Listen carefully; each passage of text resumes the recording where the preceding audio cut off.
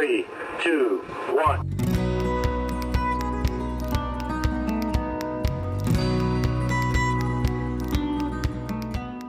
Hi, welcome back to Show Me Trucks. In this video, I keep working on my 1967 Chevy C10, converting it to four-wheel drive. Well, another 4x4 video. I've been having trouble rolling this around.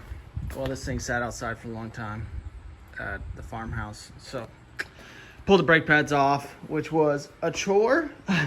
It's fun when you get to use a pry bar, a dead blow, and the pads were just jammed up on the rotor. I couldn't get to move. It took forever. But now, you know, she's all loose. So now rolling this thing around won't be so bad. Now I can move this in and out because I want to strip this frame down and paint it and everything before I do too much more. It's one of those, I had a little time at the end of the day. Let me just throw this crossmember in. Now I'm 2 days in. So this is actually a square body front crossmember because the square body axles, four-wheel drive axles, have this big beefy sway bar that mounts, and I really love how that mounts compared to, you know, the two-wheel drive old ones. They're not very beefy and they don't mount up nice like that. But so I wanted this crossmember. I don't know if this frame even had a crossmember in it when I got it, but not totally sure. But the old crossmembers are quite a bit different. They mount up here, you know, these holes. That means I had to get new holes, drill new holes in here. So I had to knock these rivets out because I couldn't get it in place how I wanted it. And I don't really mind doing that because then I can use red Loctite. It helps you put this crossmember in and then slide those pieces up from the bottom. But these pieces, if you can see up there, these are slotted. That way that little holder can move around.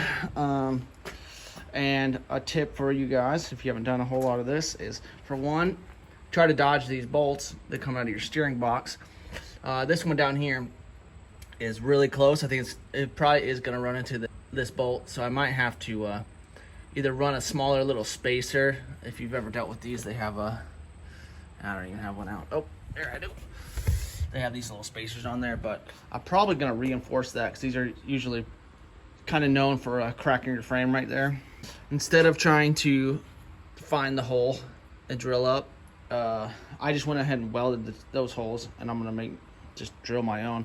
It also, these holes were way off to the side, and I would actually kind of like to center them a little bit. 67 frame has been shortened down, and square body leaf springs. I don't know if the square bodies mounted these different. Maybe the mount was on the other side and the U-bolts sat different, but you can obviously tell that this is a bump stop bracket. Well, if that comes up, that's gonna smash into the U-bolt bracket first. So I'm gonna go ahead and get rid of these. But that really does limit your travel as far as like if that axle tries to come up sideways at all. So I'm gonna scoot that over. I'll probably still reuse it and just move it over a little bit. There's plenty of room in there.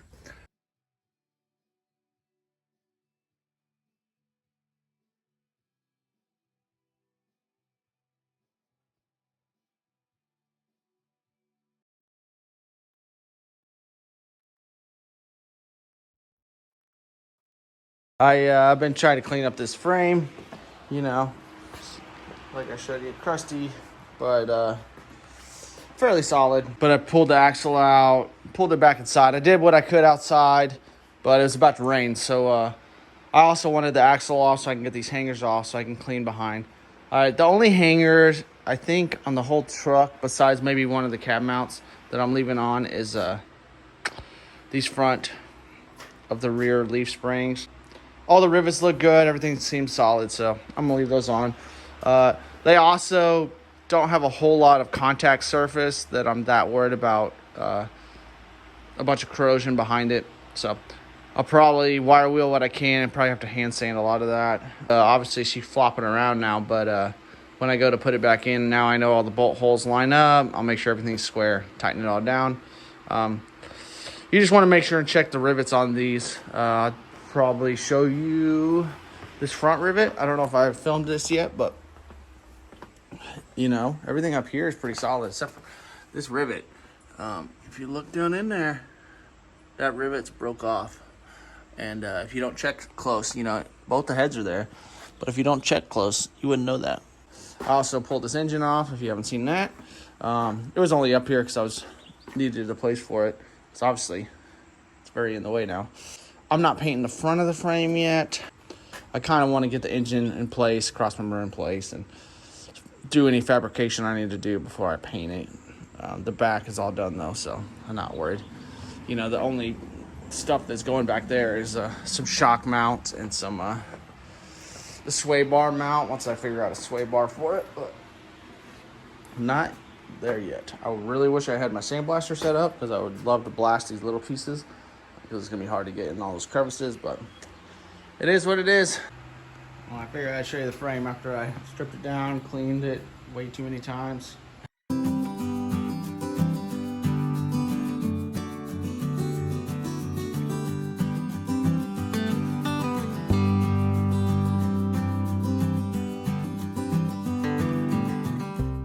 Yeah, so I don't know what's going on with me filming lately, but it's not going so great filming wise. So I primered this frame. I'm going to primer it another coat. It's that red oxide primer. It's been raining all week, so I didn't end up ever putting another coat on. So I'm gonna block it all down, do another coat, do all the parts up here. So like I said, it's been raining, so I kind of stripped all this down. These are all the little parts in the back, all my little cross members and brackets and stuff. So they're all stripped down, wire wheeled them and then sanded them, and you know, took care of them. So hopefully I get to paint those maybe this weekend. I don't think it's gonna rain, but I am a little busy. So another project I worked on today was kind of like organizing some stuff. I'm trying to get everything out of the cab. That way I can start working on the cab a little bit. I figured out which brake pedal assembly I wanted to use because I have a bunch of these, but this one all moves freely and nice and smooth, and so I use this one. I pulled out this other cross member. I'm pretty sure it's the square body cross member. If I pull parts from this square body, I might throw that in just because the front of the frames are basically the same. I'll just have to figure out aligning holes, and that way I can get engine mounts that mount up to this because they're a little bit different on square bodies. I pulled out my core support. So this is another project I haven't worked on in a while, but 67 core supports are different than the other 69 and 372s. So for one, this hole's quite a bit off, and I need to drill. I had to mark where the little, you know, little square holders go, and then there's a little spring clip that goes in there. But this is a later one that I cut the front off, so I need to make the holes in the right spot. So what I did is the fender holes all lined up the same. So I marked everything from the fender holes. And the reason, if you're wondering why I went to that much work, is because I've never had a cross member that actually had metal in the bottom. So this is a super clean California one. I've been saving it because I knew I didn't want to repair one of those. So this one is so clean. And then I had a battery tray. It was actually in okay shape, but it had some damage on that side. So I cut and re-welded that piece, and then you know, welded it back on. It doesn't look crazy, amazing. You know, a battery sits on it, but I did want it nice and strong. So that was the project I worked on today. And then the other thing I did, which obviously you can't see, is I was going to pull the firewall out. I have an extra firewall that I was going to shave all the holes and do all the metal work off of the truck and then weld it up. But the more I was looking at it, it has a good amount of rust damage on this bottom seal. And for how much work I was doing, I don't think it was going to be worth it. So I think what I'm going to do is just fix up this one on the truck and just go that way. The main reason is because there's a lot of damage I need to fix over on this heater side and above that side over there. But in the end, I don't think cutting all those pinch welds and everything and undoing the whole firewall is really worth it. I think I'll just fix everything up here and do it on the truck. Obviously trying to make this as fast as possible, but obviously I'm not that excited about fixing any of this, but it'll be nice to rip all that off, clean up in there, because these are just gutters for leaves, and get all that nice and dry, primer it up, painted. So that way I can start working on the cab soon. But obviously, like I said, I'm working on this truck from the back forward. So I do want to paint this frame, get those brackets on, and then I can work on the leaf springs, get everything in the back done, and then I can throw that wood bed that I stained and did everything to back on, and then start getting ready to clear coat bed sides and all that. I also pulled this crossmember out of my stash. I hadn't seen it in a while. It was underneath that firewall. But I'm going to run this crossmember back in the back where the shocks will mount, because normally on these they have like a little tab that mounts to the side of the frame, and then your shocks mount inboard. I'm still going to have to mount them inboard, which is not my favorite, but you kind of, with how your leaf springs are, you kind of have to do that. And or if you don't, I don't know, you had to make some extenders and different things. But I'm going to run that. It'll help stiffen the frame, and I'll weld some tabs on it and everything. But I really wish I would have mounted that before, but it's okay. It's going to be one of those cross members where obviously everything on bolts here, so you'll just want to put your cross members and work your cross members back into your frame forward to back, because this frame really opens up so you can slide those cross members up and not scratch everything. And some of the other cross members that don't mount on the sides, I kind of opened up angles on the sides so they can wedge into your frame better. So that's what I'm working on. Hopefully next week you'll get to see this done, the back painted, and throw everything back on. But I did spend all morning, which is my next favorite thing to do, figuring out HP tuners on my computer. Man, if you don't have a PC computer, it's a pain. I finally got it to work after I don't even know how many different times of I bought Parallels for MacBook, and it lets you run PC equipment on your Mac computer. So it just doesn't want to hook up to the internet, but whatever, it's finally going. So maybe next week I'll be working on the tune on the 36, change some of those numbers and change it to speed density and get the 36 back on the road. It really should be for sale in the next couple weeks.